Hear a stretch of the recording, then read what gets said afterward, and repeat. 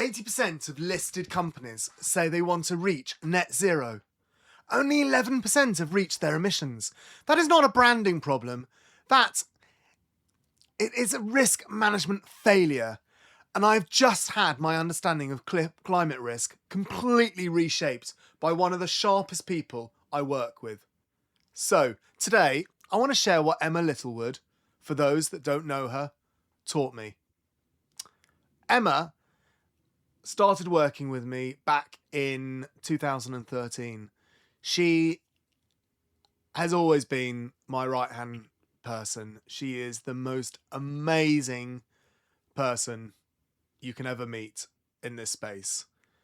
If you think you've met someone that is smart, and she's going to hate me saying all of this, by the way, but she is brilliant. She works alongside me at 51 to Carbon Zero, which is incredibly exciting as our head of research. Anyway, we had our Q2 meeting yesterday, and we finished off the day on climate risk, and Emma went through climate risk with us all in the whole company. And what she said was just genius, and I've put it together, and I'd like to relay it back to you because I think that the whole world needs to know what she is talking about. So I've spent 25 years in sustainability. I have founded businesses, built carbon accounting software, hosted nearly 200 podcast episodes. And I'll be honest with you, until recently, I thought I understand climate risk well enough.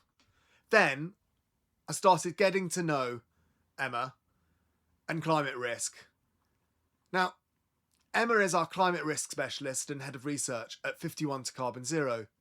She spent years running climate risk workshops with organisations ranging from healthcare providers to global media groups. She's done the hard, detailed, unglamorous work of sitting in rooms with head of risks, head of procurement, head of supply chain, and helping them work out what climate change actually means for their specific business. Not in theory, in practice. And what she explained to our team changed how I think about this. So I want to pass this on to you. Emma breaks climate risk into two categories, and the distinction matters enormously. First, there are transition risks. These are the risks that come from the shift to a lower carbon economy. New regulations, carbon pricing, technology disruption, changing consumer preferences, reputational pressure. Your company could end up with stranded assets, lose market share, or fall foul of regulation that is tightening faster than most boards realise. This is the bit we are most familiar with at 51 to Carbon Zero. Measuring emissions, setting targets, building transition plans. Then there are physical risks. And this is where Emma opened up my eyes. There are two types, acute and chronic. Acute risks are the extreme weather events, flooding, wildfires, heat waves. Chronic risks are the slower moving ones. Sea level rises, shifting weather patterns, rising mean temperatures. As Emma puts it, most people find acute risk easier to grasp because it is dramatic. You can picture a flood. Chronic risk is trickier, but it compounds over time and it is just as dangerous. And here is the critical point that she makes. This is not about mitigation. This is about adaptation. Reducing your own emissions is vital. And we help organisations do that every day. But that alone will not stop the floods from reaching your basement. Climate risk is about how you adapt your business to withstand what is already happening. Emma told us a story that stopped the room. She was working with a company in real estate whose main site is in central London. During a heatwave, they had to run air conditioning at full capacity across the entire site. The normal power supply could not cope with the demand, so they switched to their uninterruptible power supply, the UPS. But the UPS was in the basement, and the basement had flooded. They had to evacuate the multi-storey building. That is an acute physical risk and a chronic physical risk happening simultaneously in one building in central London.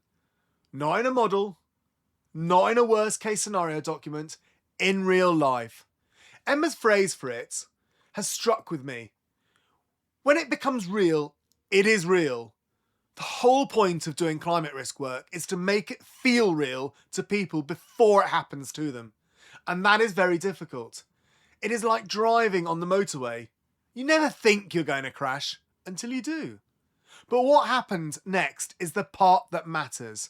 That healthcare provider brought together their heads of different departments, fed into proper risk assessments, and invested in adaptation. They moved critical infrastructure. They redesigned systems. They became resilient.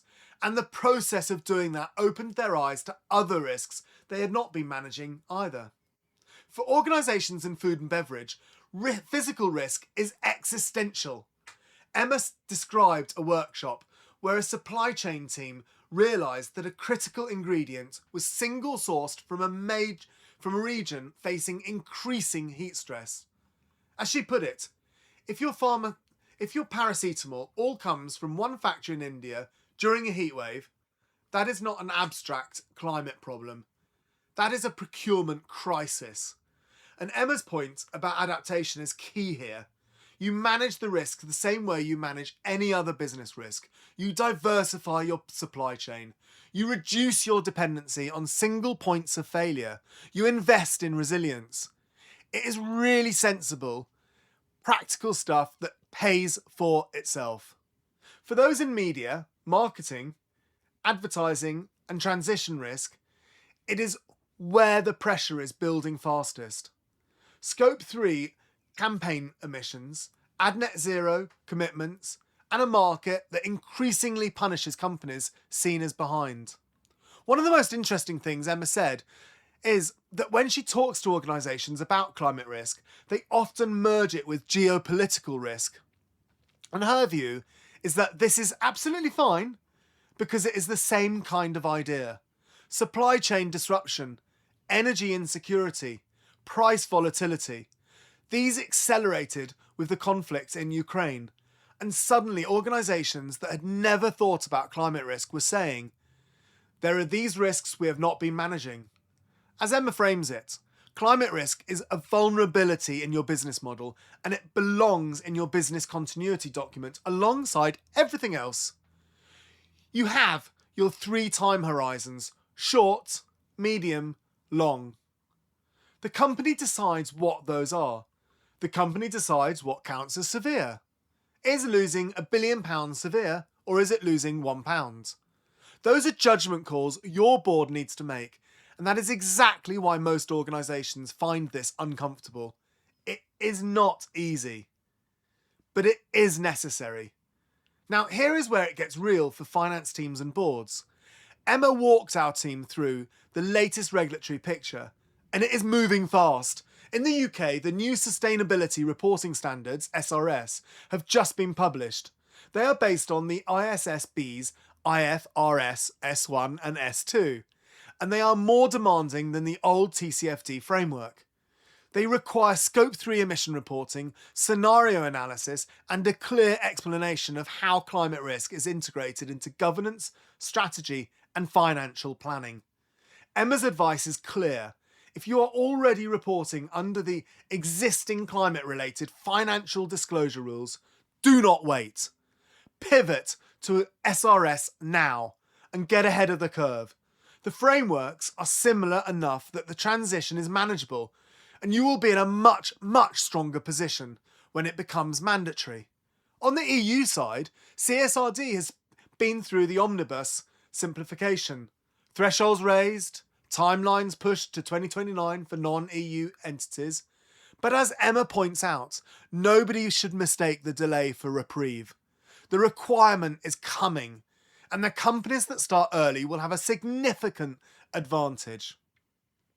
As we have seen in our recent weekly insights, where CDP have noted that companies that are performing better environmentally are outperforming other companies in their own sectors from a financial point of view.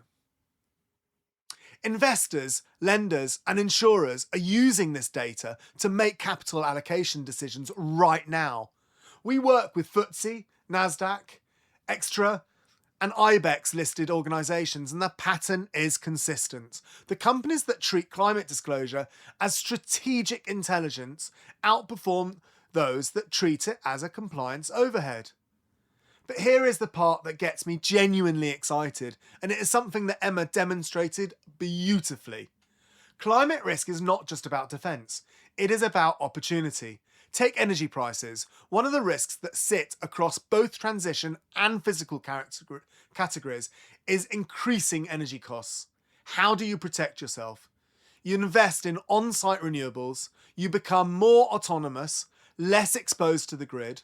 As Emma puts it, that is not just reducing your footprint, you are mitigating against rising energy prices for years to come, and you are going to be ahead of regulation. We have seen clients cut emissions by 14% in year one and achieve 50% reduction in scope 1 and 2 emissions year on year through efficiency improvements and renewables. That is not a cost centre, that is a competitive advantage. Climate action is both an obligation and an opportunity. The organisations that understand this are already more resilient, more profitable businesses. So what does getting started look like? Emma has a methodology that she has refined through years of doing this work with real organisations, and it maps directly onto how we operate at 51 to carbon zero. Step 1. Mobilise. Get a clear mandate from the board. Assign responsibility. You cannot manage a risk that nobody owns. Step 2. Identify your climate threats and opportunities. And Emma is emphatic about this. Can't believe take my words out. So do not forget the opportunities. They are just as important as risks. Step 3. Assess. Build a risk matrix. You are scoring two things and the severity of it happens. For likelihood, you can draw on climate projection data, overlay your physical assets against flood maps, heat islands, coastal erosion data. For severity, that is your judgment call your company has to make, and that is where expert facilitation makes all the difference. Step 4. Act. Develop your transition plan. Set science-based targets. But also think adaptation, diversify supply chains, reduce single points of dependency, invest in resilience. Step 5. Monitor and review. And here is something Emma is clear about. This is iterative. You build on what you did the year before. You do not go back to the drawing board each time. Each year, the picture gets richer and the organisation gets more confident. At 51 to carbon zero, we have built this process into our platform and advisory model.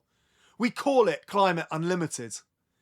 Every client gets a named climate success manager, continuous access to expert support and a technology platform with over 40,000 emission factors and 3,000 ERP integrations. No hourly billing, no reprocurement. We evolve with your programme. I said it at the start that Emma Littlewood changed how I think about climate risk. She did. She showed me that this is not just about measuring carbon and setting targets, which is where we spend most of our time. It is about adaptation. It is about resilience. It is about making climate risk feel real before it happens to you, and then doing something practical about it. Emma has the rare ability to take something that feels overwhelming and make it concrete, actionable, and honestly, exciting.